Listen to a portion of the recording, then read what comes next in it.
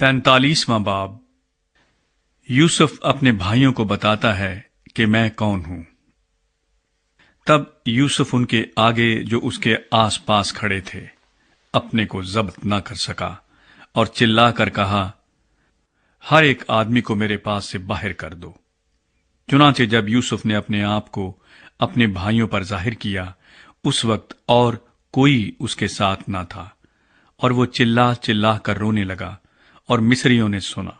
اور فرعون کے محل میں بھی آواز گئی۔ اور یوسف نے اپنے بھائیوں سے کہا، میں یوسف ہوں، کیا میرا باپ اب تک جیتا ہے؟ اور اس کے بھائی اسے کچھ جواب نہ دے سکے، کیونکہ وہ اس کے سامنے گھبرا گئے۔ اور یوسف نے اپنے بھائیوں سے کہا، ذرا نزدیک آ جاؤ، اور وہ نزدیک آئے۔ تب اس نے کہا، میں تمہارا بھائی یوسف ہوں، جس کو تم نے بیچ کر مصر پہنچوایا،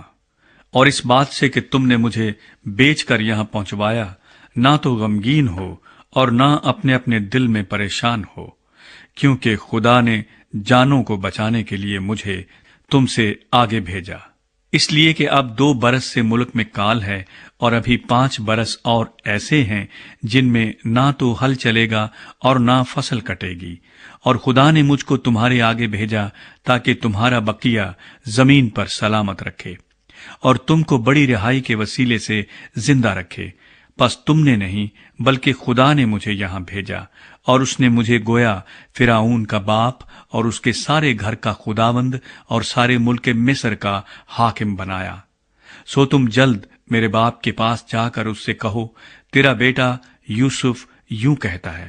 کہ خدا نے مجھ کو سارے مصر کا مالک کر دیا ہے، تو میرے پاس چلا آ، دیر نہ کر،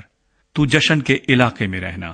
اور تو اور تیرے بیٹے اور تیرے پوتے اور تیری بھیڑ بکریاں اور گائے بیل اور تیرا مال و متاع، یہ سب میرے نزدیک ہوں گے، اور وہیں میں تیری پرورش کروں گا، تا نہ ہو کہ تجھ کو اور تیرے گھرانے اور تیرے مال و متاع کو مفلسی آ دبائے، کیونکہ کال کے ابھی 5 برس اور ہیں۔ اور دیکھو، تمہاری آنکھیں اور میرے بھائی بنیامین کی آنکھیں دیکھتی ہیں کہ خود میرے منہ سے یہ باتیں تم سے ہو رہی ہیں، اور تم میرے باپ سے میری ساری شان و شوکت کا جو مجھے مصر میں حاصل ہے اور جو کچھ تم نے دیکھا ہے سب کا ذکر کرنا، اور تم بہت جلد میرے باپ کو یہاں لے آنا۔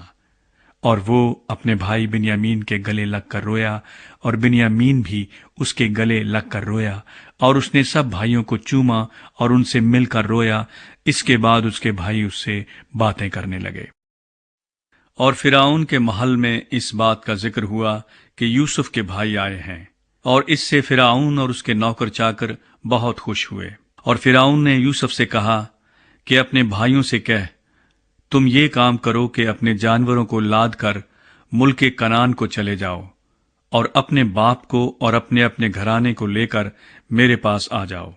اور جو کچھ ملک مصر میں اچھے سے اچھا ہے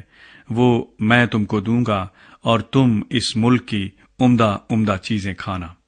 تجھے حکم مل گیا ہے کہ ان سے کہے، تم یہ کرو کہ اپنے بال بچوں اور اپنی بیویوں کے لیے ملک مصر سے اپنے ساتھ گاڑیاں لے جاؤ، اور اپنے باپ کو بھی ساتھ لے کر چلے آؤ،